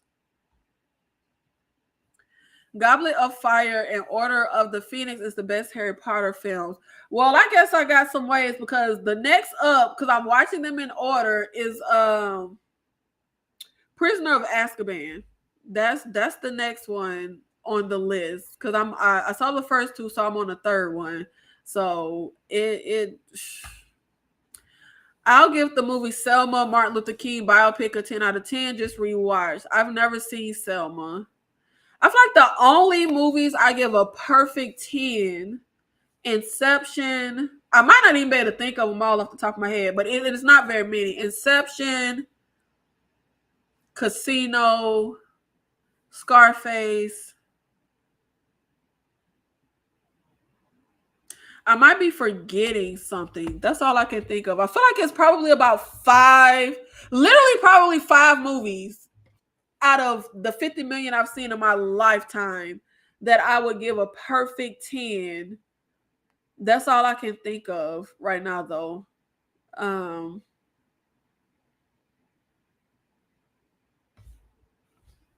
Yeah. Oh, wait, Pose.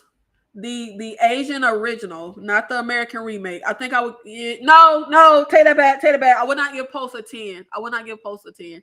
I have to think on that. I can't think of the ones. But yes, I am back early from my January hiatus. So we do have some content coming up. I will be going live tomorrow to talk about my favorite red herrings in the movies. And I think after I do my favorite red herrings, I think I'm going to do my favorite plot twist because I feel like red herrings and plot twists get kind of confused. They're 2 very separate things. But in trying to put together a list of my favorite plot twists, I'm thinking of a lot, not plot twists. Trying to see, I'm already saying it wrong. And trying to put together a list of my favorite red herrings, I've also been just going through my favorite like plot twists. So I feel like I also want to do a video on my favorite plot twist. And I also wanted to do a video on like the most like underrated, underappreciated, or is it unappreciated, underrated, and forgotten movies, because there's so many movies that I feel like are so stellar, but either people don't really talk about them anymore or they didn't do well. So I'm also going to be working on that. I feel like it was another one I was thinking of. What was it? Oh, well, movie review wise, I do want to see One of Them Days and do a video on that. Not really my cup of tea, but it's one of those movies where everybody rave. Well, I guess not everybody, but I've seen people rave about it. So I want to see it. And I'll probably do a video on that. Oh, yeah, and I want to see Peter Pan Neverland Nightmare and probably do a video on that as well. But there's some good stuff coming out in February. So I'll probably do some reviews on some February releases. Oh yeah, I did say after watching London Has Fallen that I want to do some type of ranking or video on trilogies. JS, shout out to you. Thank you for being here in the live. Hot take, you hate Memento because, well, I don't hate Memento because I hate Guy Pearce. He just don't add to the luster of the movie, but it's not because of him. You also dislike Hugo Weaving. Who is Hugo Weaving? I don't ever recall saying I just. There's literally two actors that I don't. No. 3 actors that I don't like. Winona Riding, Guy Pearce, and what's the lady that Quentin Tarantino liked to work with? I can't think. Uma Thurman. Those are literally the only 3 actors that I really don't like. Who the hell is Hugo Weaving? Because I've never said I don't like him. Let me see. The guy from The Matrix? I've never said I don't like him. I don't have any problem with that guy. I really don't ever even hardly see him in anything. I just know him from The Matrix. And I feel like it's one other thing that I'm not thinking of that I saw him in. But when I see him, I really just think of The Matrix. I don't know what Nikki you thinking of, but I've literally never said I didn't like him. I didn't even know that man's name till you just typed it. Like, I didn't even know his name. He in the Lord of the Rings movies? He's in Captain America? See, I didn't even know he was in this stuff. I just know him from he was the voice of Megatron and Transformers? Had no idea. Oh, V for Vendetta. That's another first time watch I need to add to my list. I've never seen V for Vendetta. Looks like he was in that. Yeah, I just know him from The Matrix. Looks like he was in quite a few Lord of the Rings movies. Yeah, I don't even know this man. Like, I had no idea what his name. I've literally never said I don't like him. You also dislike Hugo Weaving. Haha, do you like any Australian actors? Never heard of Hugo. Well, I'm not saying I never heard of him, but I didn't know his name. I definitely didn't know he was Australian. Is Guy Pearce and Uma Thurman, are they Australian? I can't think of Australian actors off the top of my head. But again, those are the only 3 actors that I really don't like. And I used to not. I don't necessarily not like her, but I don't care for what's that girl name? Oh, what is that light-skinned girl name? Oh, what is her name? She was in Death Proof. She was in Daredevil. Rosario Dawson. She's grown on me over the years. I used to not like Rosario Dawson, but she's grown on me. But yeah, I've literally never said I dislike. I don't know where you got. You see how lies get started? You see how lies get started and rumors get spread? I did not know that man's name. I've never mentioned him. I just saw that today. I see why it was a January release. What did you see today? It must have been one of the ones I just mentioned. Tarsi, shout out to you. Thank you for being here in the live. What are some other films you would give an 8? Now, okay, now the 8s and 9s, 7, 8, 9s I can think of. It's hard for me to think of the 10s. 7, 8, 9, because I literally, and that's why I had to change my rating scale on my YouTube channel, because everybody was like, I never give anything literally like higher than a 6. I think I gave The Woman King a 6, but on starting my channel, I really was giving everything like a 5, because I feel like a 5, like I said, a 5 is an average movie, and I honestly think most movies are just averagely good. But the movies that I would give an 8, 9 to,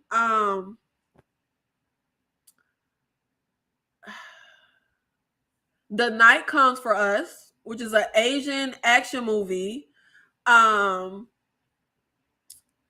No, Dane, Oddity does not get a perfect 10. Okay.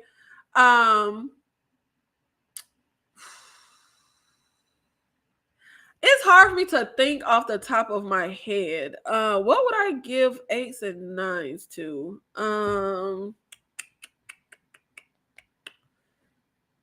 You know what? Oh no, I wouldn't give that. No, I'll probably give that a 6.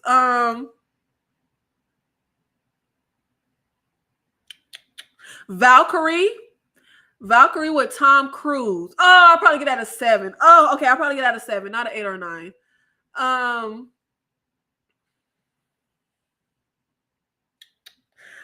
don't. It's a. I'm thinking of a lot of 6s, 8s, and 9s. That's really hard. Okay, I said Inception would be a 10. Casino. Heat. Okay, Heat would be.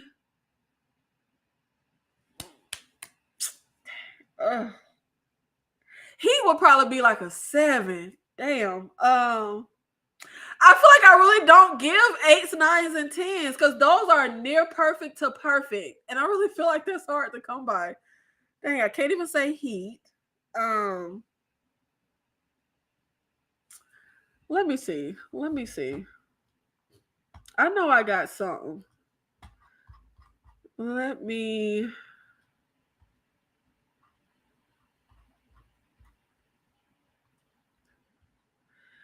Them 8s and 9, like.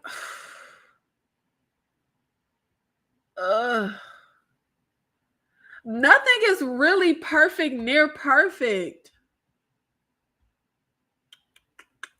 Let me see.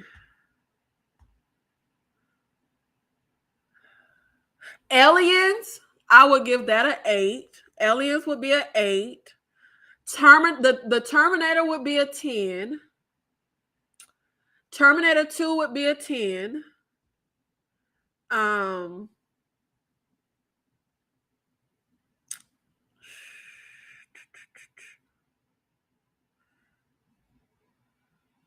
Imposter, that would be a 7. Imposter would be a 7. Minority Report would be an 8. Minority Report would be an 8.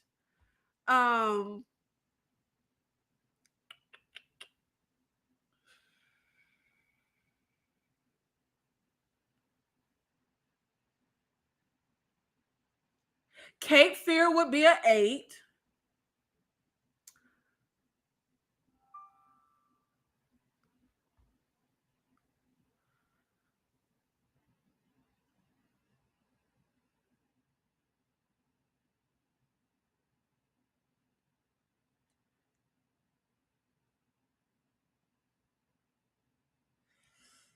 No, that'd probably be a 6.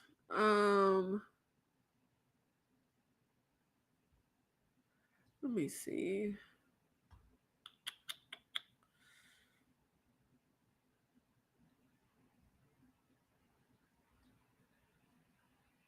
That'll be a 7. Dead Man Down would be a 7. The girl on the train, that'll probably be a 6. Elysium, Elysium probably that probably a 6, 6.5. The Fault in Our Stars would be an 8. The Fault, and that's so out of my realm, but The Fault in Our Stars would be an 8. But no. No. Mad Max Fury Road would be. Yeah, that would be an 8. That would be a hard 8. That would be an 8. Argo would they probably Argo probably be a 7. Argo would be a 7.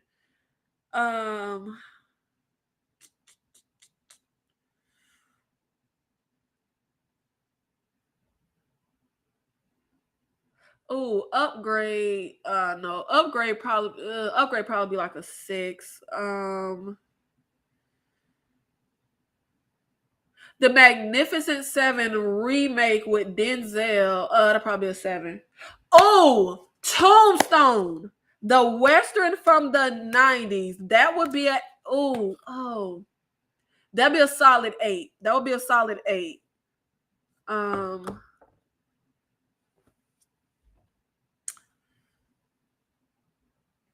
The Untouchables would be an 8.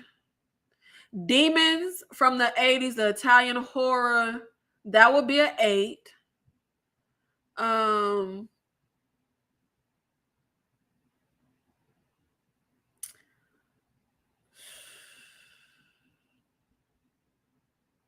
It's hard. It's hard for me. It's hard for me to think off the top of my head, because it would literally have to be me thinking of like my favorite, literally like my favorite movies of all time. Invasion of the Body Snatchers with Donald Sutherland. That's a that's. Do I want to say that's a 10? Do I want to say that's a 10? That's a 10. That's a 10. Dr. Sleep would be an 8.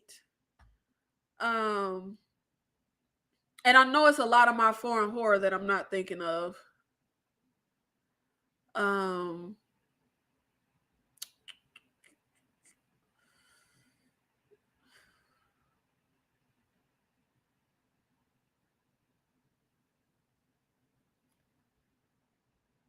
Train to Busan would be a 8. John Carpenter's The Thing would be a 10. The Matrix, that would be a 10.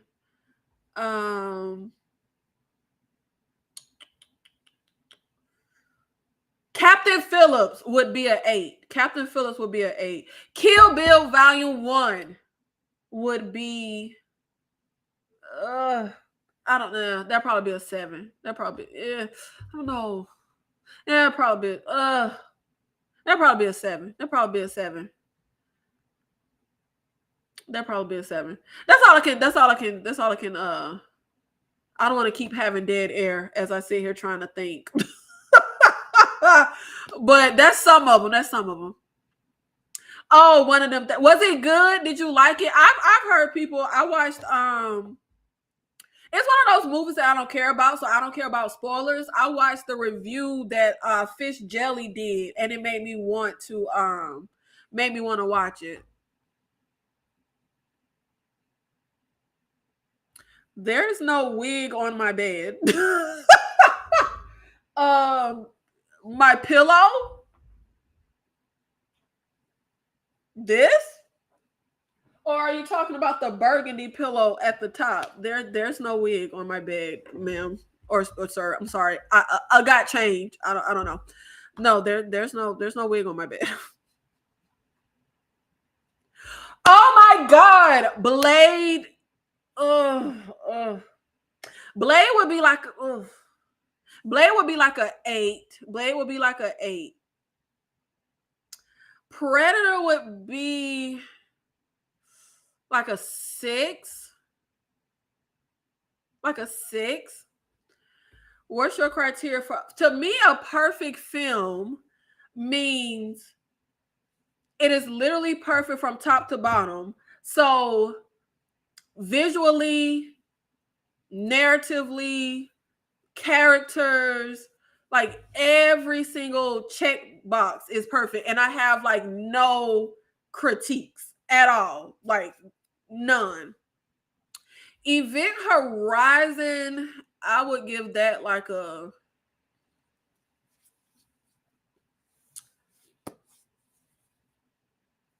good 6.5. A good 6.5. I love Event Horizon. Starship Troopers, that's like a 5.5, slightly above average. I've never seen White Chicks. I could have sworn I named Dr. Sleep. I named Dr. Sleep. Yeah, I went to watch Tombstone for the first time last year because I said I really don't like Westerns, but I said I wanted to start getting into them. And that was grand opening, grand closing. Tombstone was good as hell, though. Tombstone is literally one of the best movies I have ever seen in my life. Is this a joke? That gotta be a joke, right? Like that's a joke. But I don't know what 9.5 weeks is. But see, this is why I don't use my my 10 scale rating on my channel anymore, because I feel like it's too much of a disconnect with most people. But that's the way I've always rated movies since I was a little kid, is a scale of 1 to 10. But I feel like for the purpose of YouTube, it makes more sense that I switch to just a regular, like more easy to consume rating of just 5 stars. I feel like that's, first of all, I just, like I said, I'm gonna give out a bunch of 5s. 5, 5, 5. You get a 5, you get a 5, you get a 5. I feel like it's easier for people to like digest and understand a 5-star rating. Oh, Gladiator.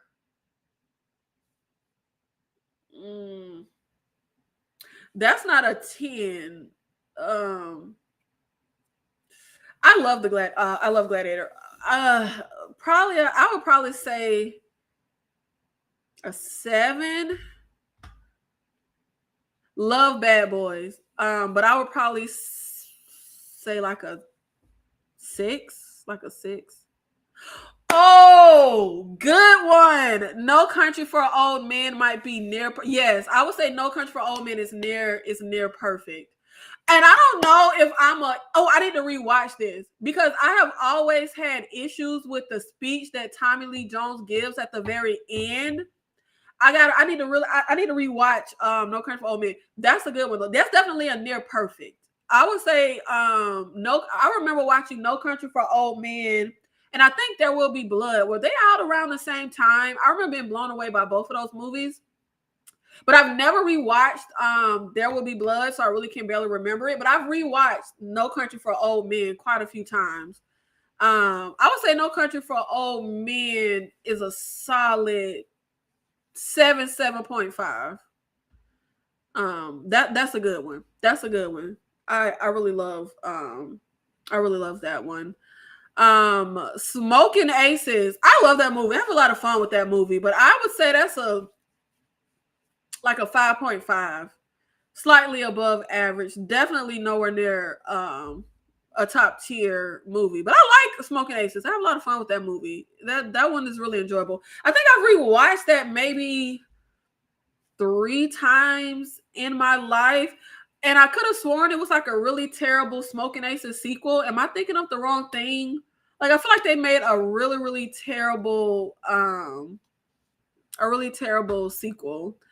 What do you think of the big name Asian horrors like The Ring and The Grudge? Okay, so do you mean the original, like Ringu, like the original Asian movies, or are you referring to the American remakes? If it's the American remakes, I hate The Ring. I think it's terrible. I hate The Grudge. Shout out to Sarah Michelle Gellar. Okay, I feel like there has never been ever an American remake of any movie, any foreign original that was better than or near as good as the original. Like, never. It has never happened. Sorry. I'm gonna always go with the original every time. I loathe American remakes. They all suck. I'm sorry. Like, I feel like they're all terrible. Literally, none of them are good. None. Like, unless maybe one is escaping me right now. In my humble opinion, I think all American remakes are terrible.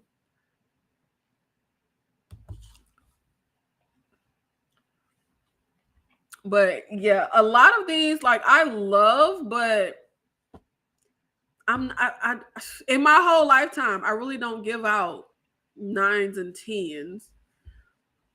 8s and 7s are rare. Typically, to me, most movies would be 4, 5, 6 range. 5 is average. 4 slightly below average but enjoyable. 6 above average. That's pretty much the range of 97% of cinema to me. Slightly below average, average, and above. Slightly above average.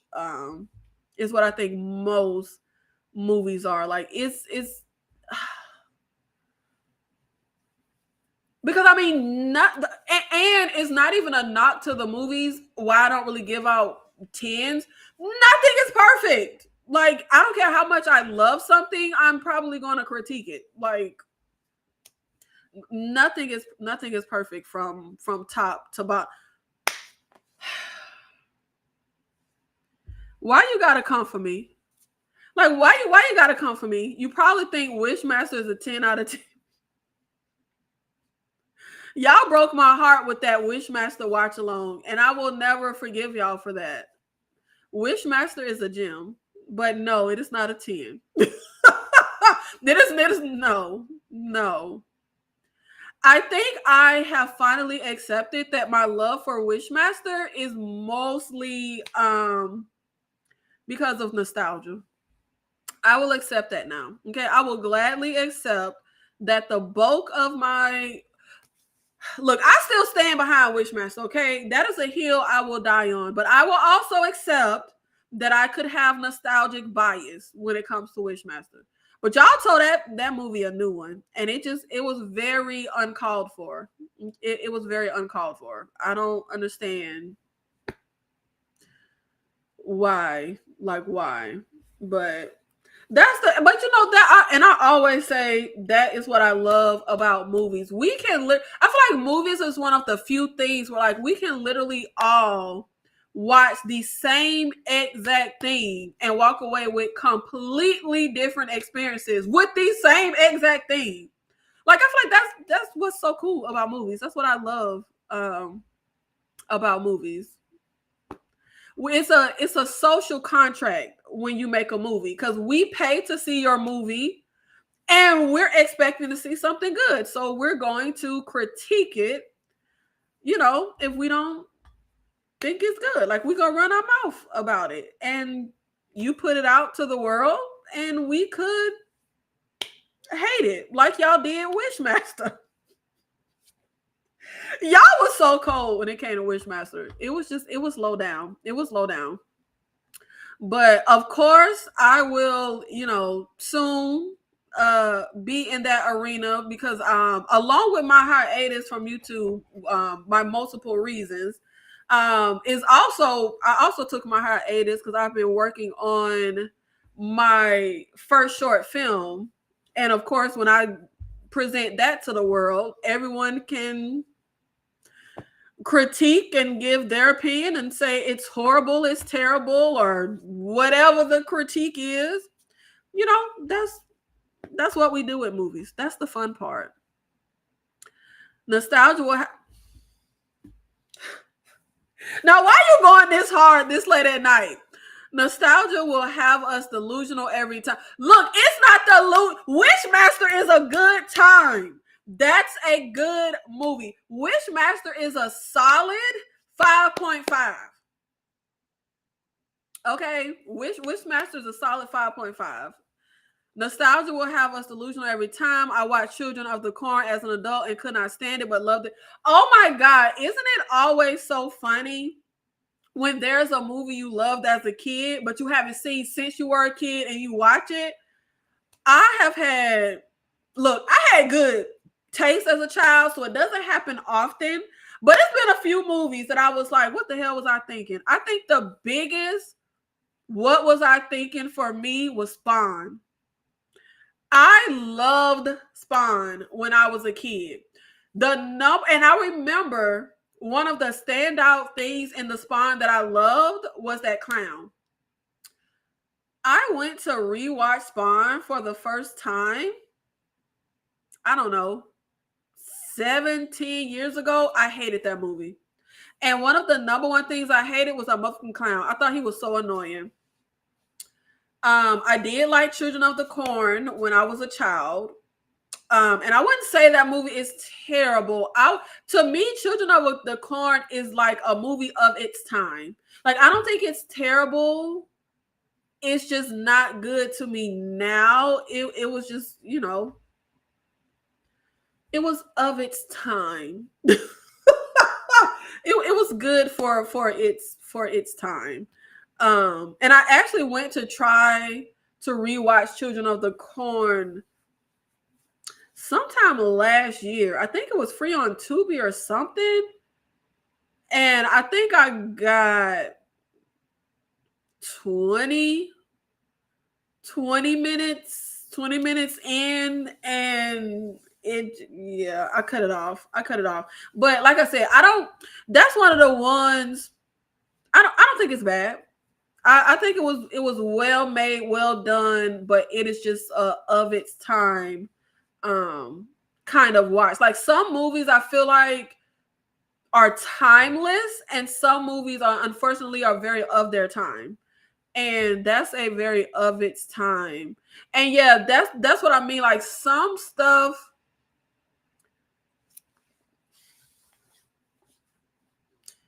yeah, it didn't age well. It didn't age well at all. It didn't age well at all. Like there's some movies where I'm like, you just can't do a first time watch. Like if you just wasn't there for it, then. But some stuff you can go back because it's a timeless watch. Like it may be stuff like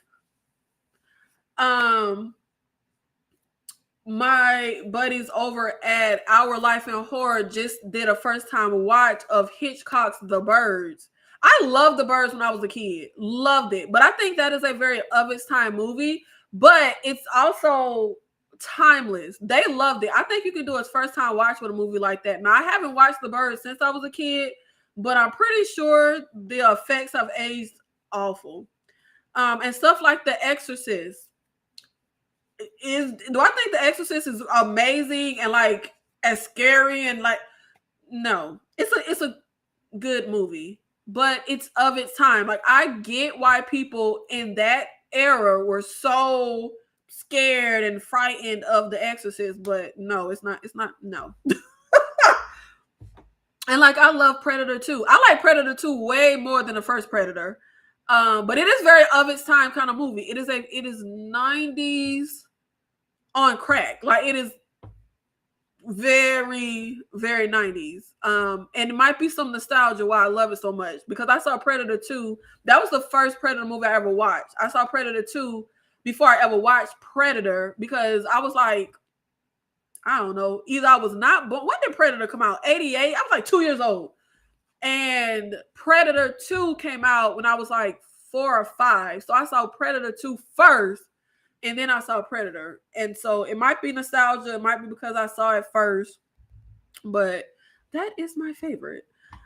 But if we are done chatting and getting my ranking and scores on movies, even though Dane C says I hate everything, which I don't. I'm really not as harsh of a critic as y'all make it out to be. I don't hate everything. I actually love everything. Most things. I don't hate everything. But if we are done chatting, I am going to bid you guys adieu. This was very fun. I had fun, and I really hate using my brain because I promise you, when I finish this live, I'm probably going to think of the movies that I consider a 10 and 8 to 9. Like but it's so hard for me to just think of random movies I've seen. I feel like my brain is so full of movies and actors that I halfway can't even remember them most of the time. It's just, what was that? It was a movie where like somebody went in somebody's brain and it was like a bunch of file cabinets. What was that movie? They went into a person's mind and it was a ton of file cabinets in their brain that like housed everything. Damn it, what was that movie? See, that's what I mean. It's like so much in my brain that I can't even think of stuff. And I feel like I could see the movie in my head. It was a group of childhood friends, but they were adults. They was in a cabin and it was like snowing. Oh, what is this movie? Donnie Wahlberg was in it. And he was like an alien, but he looked human. Oh, I can't think. Oh, this is going to bug me. This is gonna bug. Dreamcatcher. Finally, it came to me. Dreamcatcher. I think it was Dreamcatcher. They went into the because the alien like infected the guy and was like inside of Am I thinking of the right movie? Yeah, it was Dreamcatcher. The alien went inside the guy and like took him over and was in his mind, but he was like a passenger in his own body because the alien took him over and was controlling him, but he was still like in there. And his like whole brain was like a library or something that was file cabinets, and he was trying to hide and lock away a certain thing in his mind. But my whole point is, like, I don't went to, okay, forget it. I don't went to a whole nother, down a whole nother rabbit hole. No, there's no scene in the Matrix where we go in someone's brain and they have file cabinets in their mind. And I've seen The Matrix ad nauseum. That is a movie that I literally rewatched to a nauseating degree. We don't go into anyone's brain in The Matrix and see file cabinets. But thank you guys so much for being here in the live. Shout out to Blueberry Ricotta Cheese Pancakes for the super chat. Really, really appreciate you. And I will see you guys in the next one. Thank you.